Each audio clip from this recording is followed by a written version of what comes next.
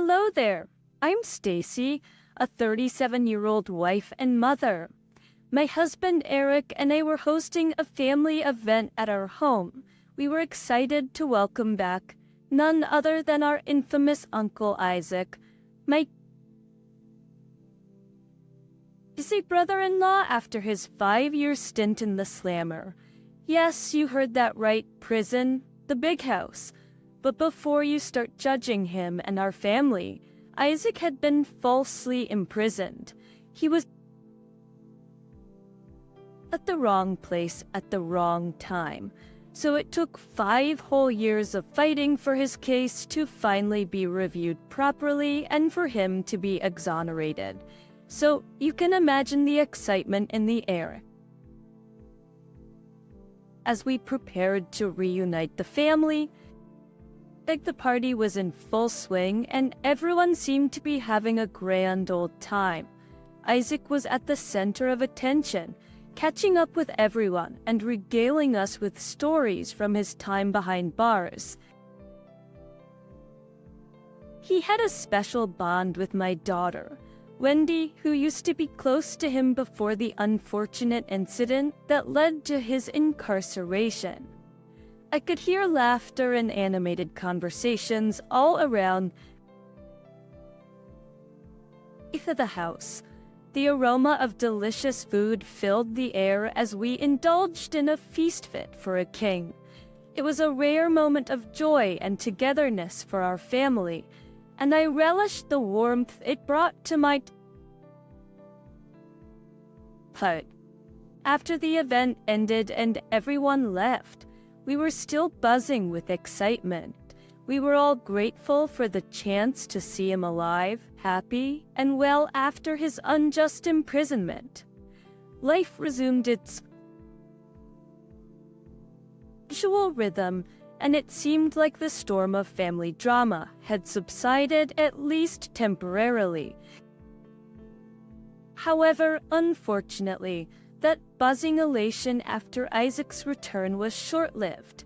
A couple of days after the event, as I sat in the living room engrossed in a book, Wendy burst through the door with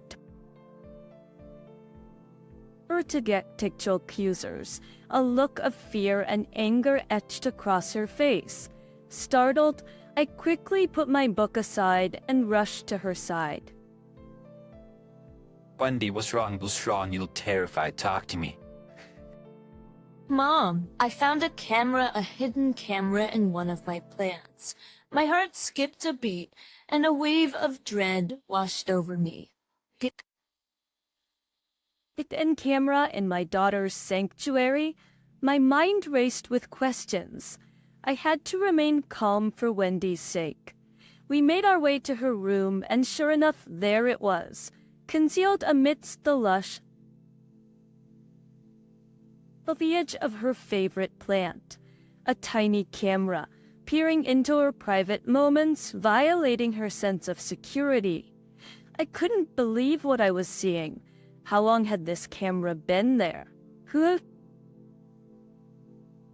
planted it, and for what purpose? I felt a mixture of disgust, fear, and anger bubbling up inside me.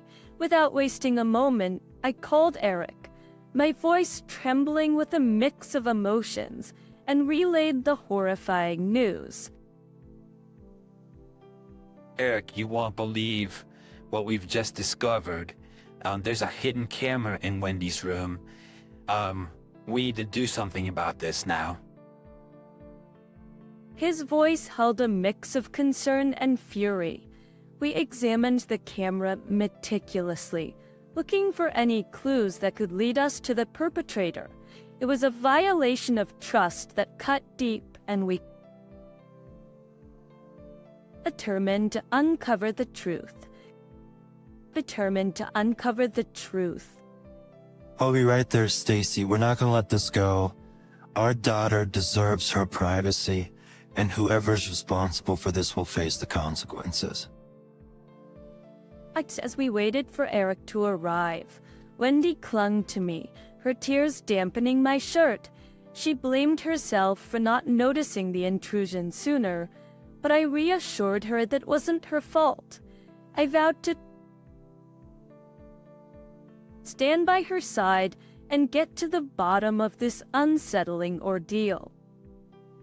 When Eric finally joined us, his eyes mirrored our emotions, a simmering rage masked by a controlled exterior. We examined the camera meticulously, looking for any clues that could lead us to the perpetrator. It was a violation of trust that cut deep, and we were determined to uncover the truth. The invasion of our sanctuary shattered the illusion of safety we had built around our family. We had to act swiftly, not only for our daughter's well-being, but also to protect our sense of security. Because if Wendy found one camera in her room, who knows how many other cameras could have been lurking around our abode? You won't rest until we find out who did this, Wendy, don't you worry. Thanks, Mom. If you don't mind, could I please take a nap in the guest room? I don't feel comfortable in mine, and I'm exhausted right now. Of course, my baby, do what makes you feel comfortable. I'm so sorry. Wendy trudged to the guest room, undoubtedly wanting some alone time after her privacy had been invaded so maliciously. I mean, who would do such a thing? We'll review the footage, gather any evidence we might find, and involve the authorities if necessary. No one messes with our family like this. Although I was shaken, I found solace in our united front. Eric and I sat down in the quiet of our living room, the weight of the situation hanging heavy in the air. Our minds whirled with thoughts, trying to piece together the puzzle of who could have planted the hidden camera in Wendy's room. As we explored the possibilities, one name surfaced and lingered, Isaac. I began cautiously, trying to keep my voice level. It's hard to ignore the time, and the camera was most likely planted during the family gathering. And who had the opportunity, Isaac? Stacey, you can't seriously think Isaac would stoop so low. Yes, he made some mistakes in the past, but he's not a creep. He's my brother. For crying out loud. Understood. Reaction family ties run deep, and the idea of suspecting one's cousin of such a violation is unfathomable. However, I couldn't ignore the pieces of the puzzle that seemed to align. Was Isaac's presence during the family gathering? Reason changes people, and the prolonged interactions between Wendy and Uncle Isaac were ringing alarm bells in both Eric and me, even if Eric was too stubborn to admit it. Gathering my thoughts, I spoke gently but firmly. Eric, I know it's difficult to consider, but we have to face the facts. He spent a significant amount of time with Wendy during the gathering, suggesting somewhat of an interest in her, and let's not forget that he just came out of prison. People change, and their actions can be influenced by their experiences. It's our responsibility to protect our daughter, even if it means questioning those closest to us. I don't want to believe it, Stacey, but you're right. The timing is uncanny, and it's hard to ignore. But the thought of confronting Isaac about this betrayal gnawed at our conscience, but it had to be done. The sanctity of our home and the well-being of our daughter depended on it. But as we prepared ourselves for the difficult task ahead, we promised each other that we would approach this with caution and compassion. We needed to uncover the truth, not only for our peace of mind, but also to protect Wendy from any further harm. Days turned into nights, and Eric remained torn between loyalty to his brother and the unsettling suspicion that hung in the air. The weight of the situation pressed upon us, strained relationship with Isaac and casting a shadow over our family. As we navigated the treacherous waters of uncertainty, a plan began to form in my mind. A risky yet necessary plan to catch the culprit. Hard-handed, approached Eric with my idea, explaining that hosting another family gathering might be the key to uncovering the truth. I was thinking about Eric. Whoever planted that camera would most likely seize any opportunity to retrieve it. This event, purely meant for family togetherness, presents the perfect chance for the culprit. Strike again. The possibilities before involving the authorities. It was a difficult decision, but one we had to make to safeguard our family and restore our sense of security. I picked up the phone and dialed Tina's number, Isaac's wife. Seeing Eric hesitated, his emotions still tangled in a web of conflicting loyalties. But as I laid out the logic and the urgency of our situation, he eventually agreed that we needed to exhaust all possibilities before involving the authorities. It was a difficult decision, but one we had to make to safeguard our family and restore our sense of security. I picked up the phone and dialed Tina's number, Isaac's wife. Tina's response was almost too enthusiastic. She eagerly agreed, expressing her excitement for yet another family gathering. It struck me as a bit odd, considering she was normally the reserved type. But I pushed those thoughts aside, attributing her behavior to a genuine love for family bonding. With the plan set in motion, Eric and I busied ourselves with the preparations. Our home, once again, became a hub of anticipation and unease. Every nook and cranny was checked and rechecked for signs of intrusion. We aimed to create an atmosphere of normalcy, hiding our true intentions beneath layers of hospitality and warmth. But the stakes were high, and the fate of our family hung in the balance. As the day of the gathering approached, I couldn't help but feel a mix of anxiety and determination. We were walking a tightrope, sure of what awaited us at the other end, but we were ready to face it head-on, to protect our daughter and ensure the sanctity of our home. Since the day of the gathering arrived, and the familiar faces of our family members filled our home once again, the air crackled with anticipation, but beneath the surface, tension simmered. Facing Uncle Isaac, ever the charismatic figure, greeted everyone with his charm, but his warmth was met with icy reserve from both Eric and me. Our suspicions hung heavy between us, casting a somber shadow over the event. To ensure Wendy's safety and protect her from any potential harm, we made the difficult decision to keep her away from the gathering by sending her on a sleepover at one of her friends' places. We assured her that it was for the best, not revealing the true nature of our fears. With her absence, our focus sharpened, and we resolved to keep a vigilant eye on anyone venturing in the direction of Wendy's room. As the party swung into motion, laughter and conversation filled the air, camouflaging our underlying mission.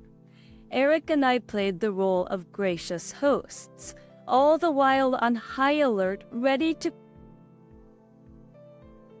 I'd intervene at the first sign of danger. Is it camouflaging our underlying mission? Eric and I played the role of gracious hosts, all the while scanning the crowd for any signs of suspicious behavior. Our sleuth game was on point. The night progressed the rhythm of music and dance, providing a backdrop to our hidden agenda. Amidst the festivities, I couldn't help but notice Tina's peculiar movements. She frequently excused herself, disappearing into the bathroom with a sense of urgency. My instincts sharpened, and I couldn't shake off the nagging feeling that something was amiss. Curiosity getting the better of me, I decided to approach her. Tina made her way towards the bathroom once again. I followed discreetly, my heart pounding in my chest. To my surprise, instead of entering the bathroom, she veered off into Wendy's room. The panic welled up inside me, and I knew I had to confront her to unearth the truth hidden within the depths of her actions. Tina, what are you doing in Wendy's room? But Tina turned around. Her eyes darted around the room, searching for an escape, but there was nowhere to hide from the truth. The silence between us grew heavy, pregnant with unspoken accusations. Ask your question, Tina. What are you doing in my daughter's room? A Terabaxides. I was just looking for Wendy. I was surprised that she didn't join us for the festivities this time. You're looking for her in her drawers. I can explain. Save it, the one person we least expected, the one we had defended vehemently, had betrayed our trust. The room spun with a mixture of disbelief and disappointment. At that moment, I beckoned over to Eric, who was not too far from me, and he hurried over, assuming that we had caught Isaac in Wendy's room, but his jaw dropped when he saw that it was Tina. You planted that camera, didn't you? What, didn't you, Tina? Why would you do such a thing? But Eric wasted no time and called Isaac over to Wendy's room, his voice firm and demanding. Isaac, sensing the urgency in his brother's tone, hurriedly made his way to the room. Confusion etched on his face. He asked, "What's going on?" As Isaac entered the room, his eyes fell upon Tina, tears streaming down her face. Before he could utter another word, Eric quietly closed the door behind us, shielding the rest of the party from the unfolding drama. They took a deep breath and, in a steady voice, began to explain everything. I recounted the shocking discovery of the camera in Wendy's room, the hidden invasion of their privacy that had shattered her trust. Her words hung in the air, heavy with the weight of the truth. We organized this gathering, Isaac, to catch the person responsible for planting the camera. And in all honesty, we suspected you initially. I'm so sorry, bro. I never should have doubted you. Stop. It was mainly me who accused you, Isaac. So sorry. But after I caught Tina in here, I knew they had nothing to do with it. Isaac's brows furrowed as his eyes flickered between Stacy, Eric, and Tina. Confusion lingered in his gaze as he tried to grasp the gravity of the situation. He turned to Tina, seeking answers. Here, Tina, why were you in Wendy's room? What's happening? We found Tina rummaging through Belendi's belongings. She was the one who left the camera in there. Now that everyone is present, Tina, you need to explain yourself. Why would you do something like this? Fine.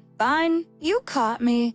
Yes, it was me who left the camera in Wendy's room. I was coming here to retrieve that. We know that. We caught you. We just want to why. It's because I'm jealous, okay? I noticed Isaac and Wendy conversing frequently during the previous family gathering, and it ignited a spark of envy within me. I questioned what made Wendy so special, what drew Isaac's attention and affection towards her. Tina, you know, I love Wendy, but not in a creepy way. Anything like that. That being an uncle is important to me. I was simply checking up on Wendy, making sure she was okay. Being an uncle is important to me. I was simply checking up on Wendy, making sure she was doing well. It was out of love and family concern, nothing sinister or inappropriate. You know that. Oh yeah. Then why were you always praising Wendy, going on and on about how amazing she is and how well she's doing in school? It made me wonder what was so special about her.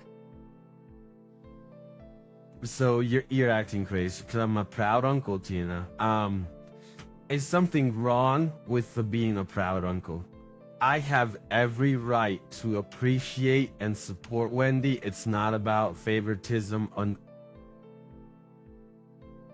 anything more than genuine love for my niece. I didn't think that you'd feel this way. Trying to navigate through the tumultuous emotions in the room, I directed my attention to Tina. I asked Tina, what were you hoping to uncover by planting the camera? What did you expect to find exactly? I just wanted to see how Wendy lives her life, you know? Maybe if I could understand her better and emulate her actions, I could gain the same praise and attention from you, Isaac. I wanted to feel valued like her. You're a creep, Tina. Jealous over a teenager. How low can you sing? Because it's beyond messed up. And So, after the awkward silence that could put a library to shame, Eric decided to pull the plug on the party. Good call, I must say. The last thing we needed was to keep a party going after. Fiction discovering Tina's true nature. The resident creep of the year. With the room now cleared of all the relatives, it was just Eric and me left to grapple with the aftermath of Tina's little escapade. Let me tell you, it wasn't a pretty sight. I let loose on Tina, pushing a verbal barrage that could make a sailor blush. I mean, who does that?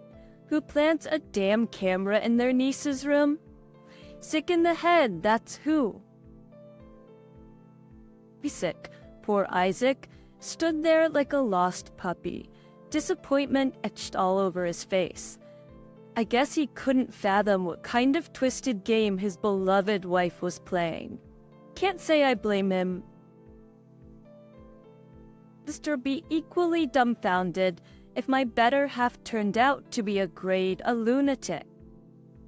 But as the dust settled and our emotions ran dry, Eric and I found ourselves sitting in our once cheerful home, now tainted by the sinister acts of one family member. The next day, when Wendy came home, it was my job to spill the beans to expose the whole twisted truth.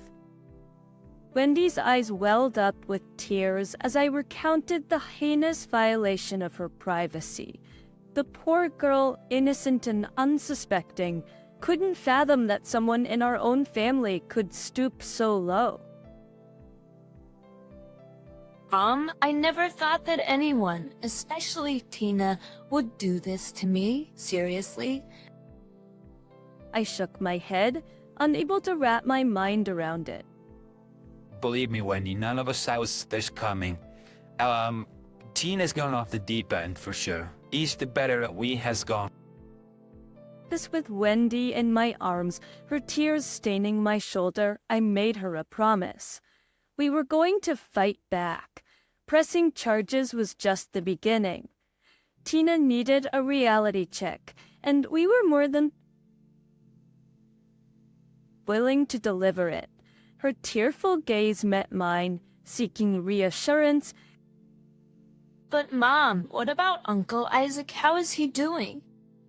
Sighing, I felt the weight of our shattered family hanging heavy in the air. If I'm being honest, he's not taking it well.